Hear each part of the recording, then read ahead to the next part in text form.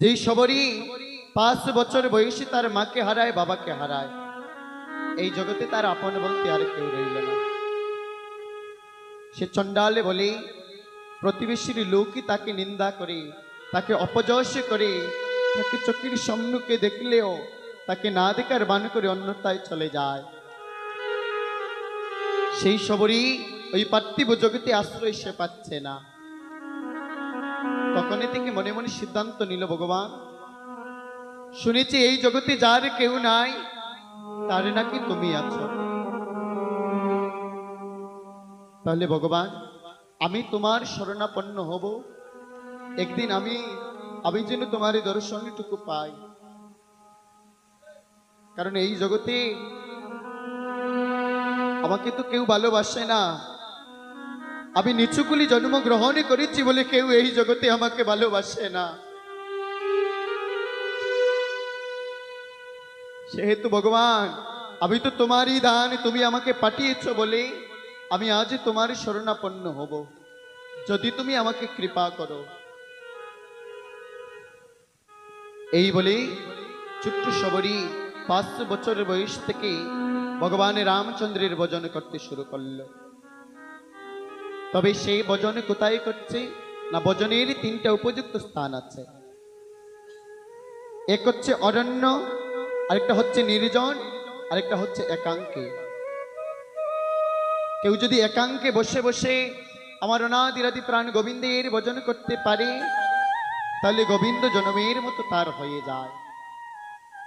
কেউ যদি নির্জনে বসে হা গোবিন্দ প্রাণ গোবিন্দ তোমার হলামে বলে কেউ যদি নয়নে জল অর্পণ করে কাঁদিতে পারে, তাহলে ভগবান সেই নয়নে জলের কাছে বিকৃত হয়ে যায়। প্রমাণ কি না, ভগবান বললেন তুলসী জল মাত্র নে জলেশ্ব চলু কেন বা বিক্রিনীতে সমাতে মানম বক্তব্য ভক্তবাৎসল্য। যেই ভক্ত হা গোবিন্দ প্রাণ গোবিন্দ নয়নে জল ছেড়ে দিয়ে গোবিন্দের চরণে সে অর্পণ করতে পারে, ভগবান তার কাছে জনমের মতো বিকৃত হয়ে যায় এবং তার ঋণ শোধ করিবার তরে তার কাছে উপনীত হয়ে যায়। নিতাই গৌর হরিব হরিবল হরিবল। চণ্ডালিনী শবরী ওই ছোট্ট বয়সী থেকে ভগবানের শরণ নিতে লাগলো। তাহলে সেই কোন যুগের কথা বলছি বাবা? ত্রেতা যুগের কথা। ত্রেতা যুগের ভগবানকে না মর্যাদা পুরুষোত্তম ভগবান রামচন্দ্র। তাহলে যেই রাম সেই কৃষ্ণ, সেই তো জগন্নাথ, আবার সেই শ্রীহরি। রামচন্দ্রকে স্মরণ করছে রাম রাম রাম বলি সে চলে গেল অরণ্য জঙ্গলের মধ্যে। যেই জঙ্গলের নাম ছিল পঞ্চবট জঙ্গল। সেই পঞ্চবটের জঙ্গলে তালপাতা কুড়িয়ে সে ছোট্ট একটা কুড়িগড়ি নির্মাণ করে ওই কুড়িগড়ি তাকতে তাকতে সে ভগবানের শরণাপন্ন নেই। আরে ভগবানের শরণে নেই। হে ভগবান কবে তুমি দেখা দিবে ভগবান? কবে তুমি কাঙ্গালের মনের বাসনা পূর্ণ করবে? নয়নে জলে সদা সর্বদা কাঁদে, আর ভগবানের শরণে নেই। ও মায়েরা কথাগুলো আস্বাদন করুন গো। এই কথা রাত্রটা পোষালে আবার কালকে পাবেন না, কথা বলতে পারবেন বাড়িতে গিয়ে। ভগবান এই আসরে আছে, তবে এই আসরে ভগবানকে পেতে হলে কি করতে হবে না, শুদ্ধ দেহের প্রয়োজন। শুদ্ধ দেহ ছাড়া ভগবানের শরণ লওয়া যায় না। আজ 100 কোটি কর্মের ফল একত্রিত করে যে ফলটুকু একত্রিত হয়েছে, সেই সৌভাগ্যের ফলে আজ আমরা সবাই শ্রীবাসঙ্গনে আসতে পেরেছি। নতুবা শ্রীবাসঙ্গনে আসার মতো ভাগ্য সবার হয় না। চণ্ডালিনী শবরী নয়নে জলে ছেড়ে দিয়ে কাঁদে। শিশুকালে চলে গেল, জীবনে যৌবন কালে পদার্পণ করলো, কিন্তু ভগবানকে আর পায় না। বছরের পর বছর যায়, কালের পর কাল যায়, যুগের পর যুগ যায়, কিন্তু সে ভগবানের শরণে নিতে নিতে ভগবান তাকে আর দেখা দেয় না। যখনই জীবনে বেলার অবসান ঘটল, যখনই জীবনে বার্ধক্য কাল চলে আসলো, তখন সবারই ভগবানের শরণাপন্ন নিচ্ছে। হে ভগবান, ভগবান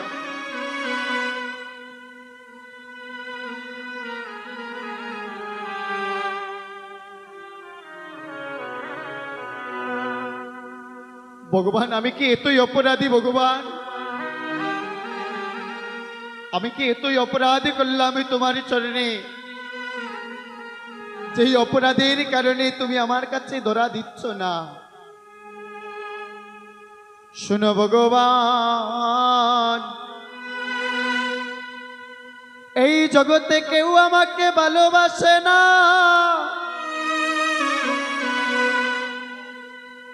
কারণ আমি নিচু কুলে জন্মগ্রহণ করেছি বলে। ভগবান আমি তো তোমারই দান, আমি তো তোমার সন্তান, আমি তো তোমার সন্তান, তুমি আমাকে পাঠিয়েছো বলে আমি ওই জগতে এসেছি। তুমি আমাকে নিচু কুলে জন্মগ্রহণ দিয়েছো বলে আমি ওই কুলে জন্মগ্রহণ করেছি।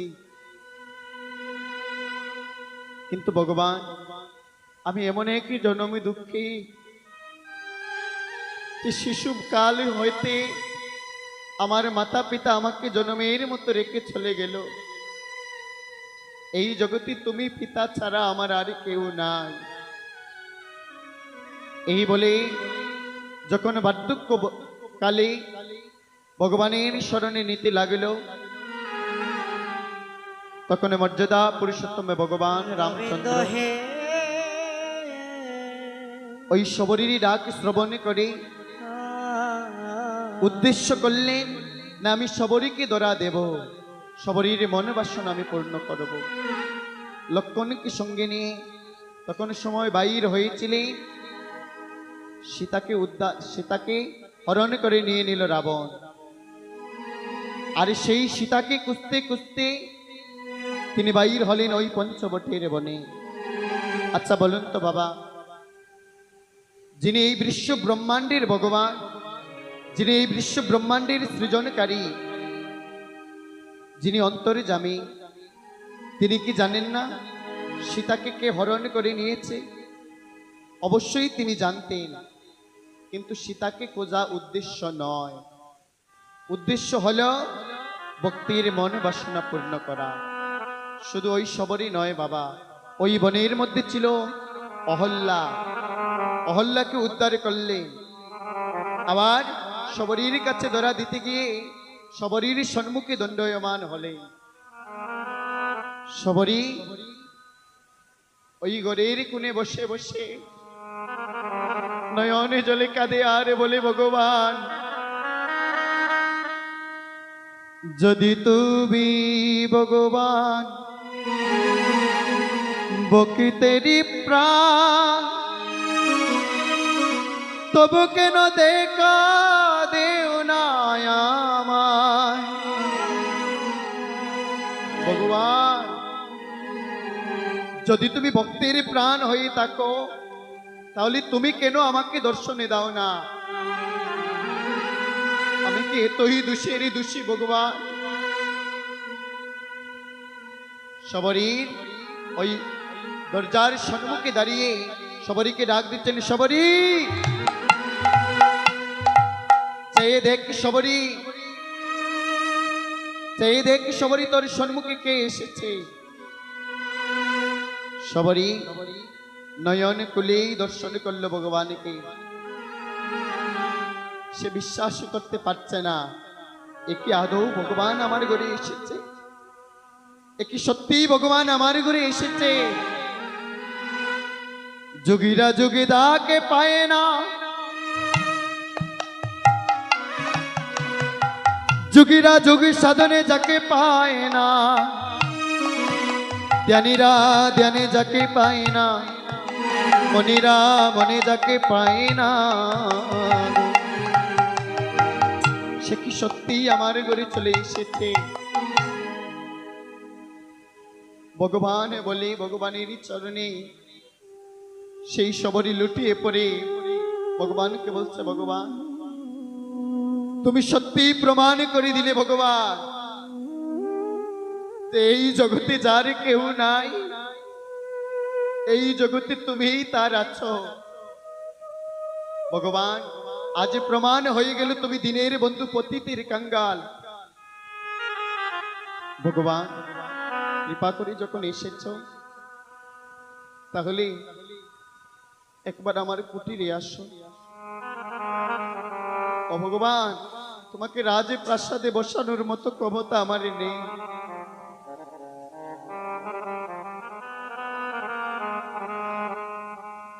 তোমাকে যে রাজে প্রাসাদে আমি বসাবো, তোমার চরণে সেবা করব, সেই ক্ষমতাটুকু আমার নেই।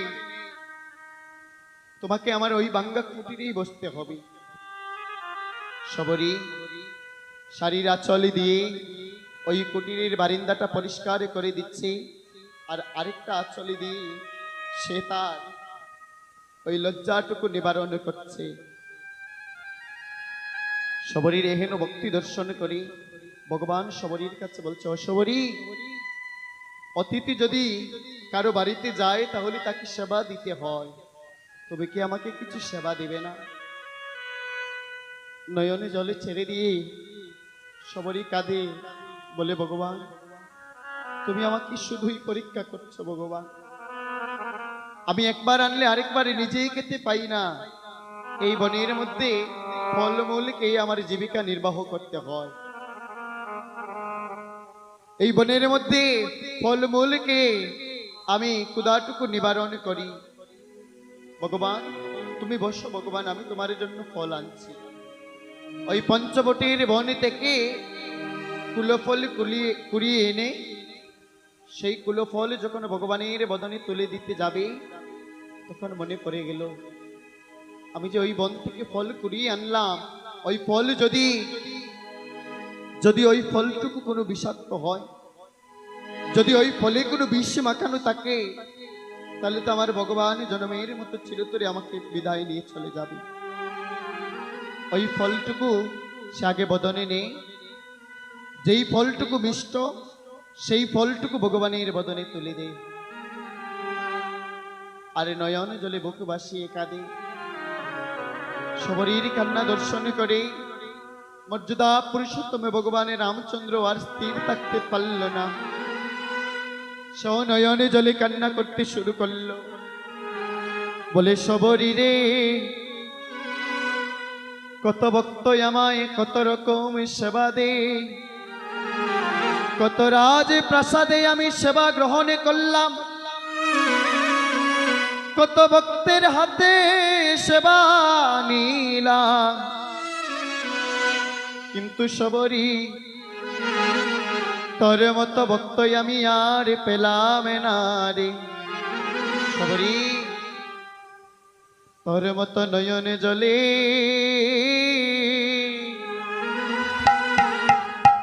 আমায় কেউ ডাকে না। ও সবরী রে,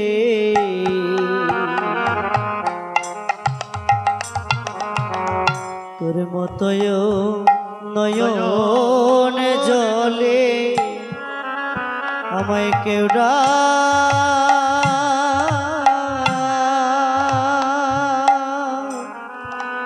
না। বলি সবরী রে,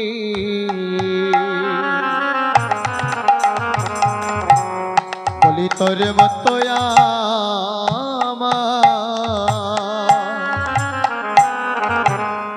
আমায় কেউ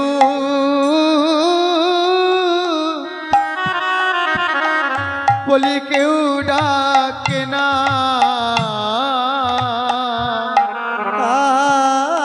আরে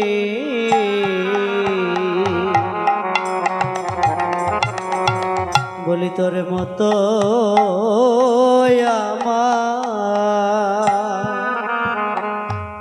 আমায় কেউ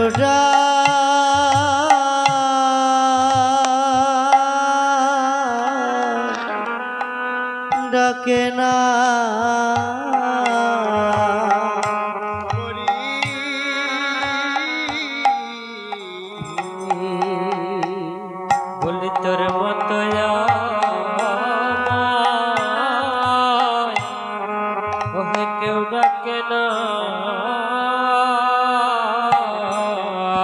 বলি কেউ আমারে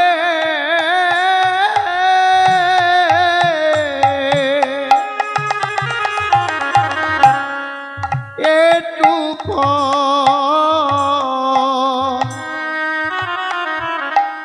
ফল দেই না,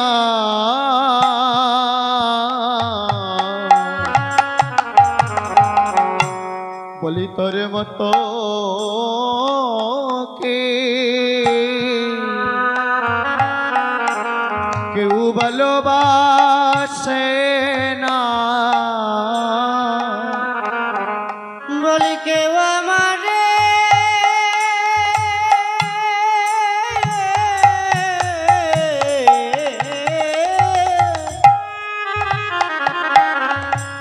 কেউ আমারে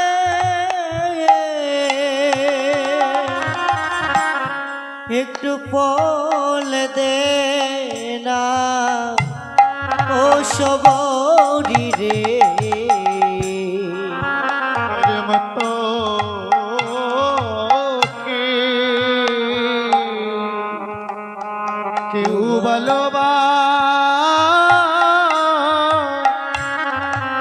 ভালোবাসে না,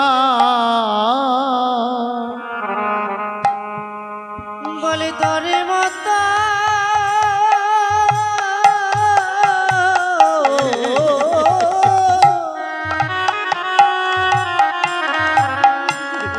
তোর মতো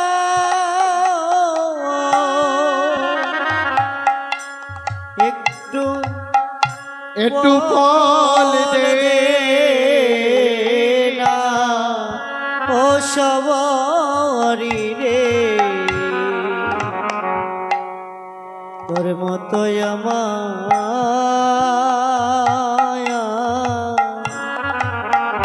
কেউ ভালো বাসে না। সবরি অসবরি, তোর ভক্তিতে আমি প্রসন্ন হয়ে গেলাম। সবরি, তুই আমার কাছ থেকে কিছু চা, আমি তোকে কিছু যদি না দেই তবে আমি যে মনে শান্তি পাচ্ছি না। সবরি বলে, প্রভু এই জগতে আমার আপন বলতে কেউ নাই, তাই যদি তুমি দিতে হয় তবু তোমার চরণে আমার এই মিনতি থাকবে। আমি চাই না প্রভু রাজা হতে, চাই না এই ভোগ বিলাসে থাকিতে, যদি তুমি কিছু দিতে হয় তবে তোমার চরণে আমার এই মিনতি। যদি তুমি কিছু দিতে হয় তাহলে তোমার চরণে ছাড়া করোনা গো, ও তোমার চরণ চারা করুণা, তোমার চরণে ছাড়া করো না গো। আরে তোমার চরণ চারা আমায় কর না গো, বলি ওই চরণে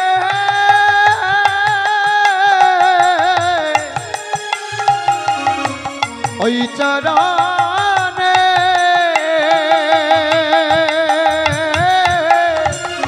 এই মিনতি চরণ ছাড়া করিও না গো।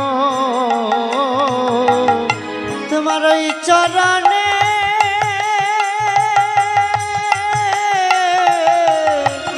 ওই চরণে ওই চরণে এই মিনতি, আমার চরণ চারা কর না গো। বলিয়ে জন্মে নয় চরণ ছাড়া করো না গো। ওই আমায় জন্মে তাই গুণ হরিবল হরিবল হরিবল। ওই এ জন্মে নয় জন্মে জন্মে চরণ ছাড়া করো না গো। আমায় জন্মে নয় জন্মে জন্মে চরণ হাই রে এ জন্মে নয় জন্মে জন্মে চরণ ছাড়া করো না গো। তাই ভক্তির ভক্তিতে ভগবান স্বয়ং ভক্তির কাছে চলে আসতে হলো।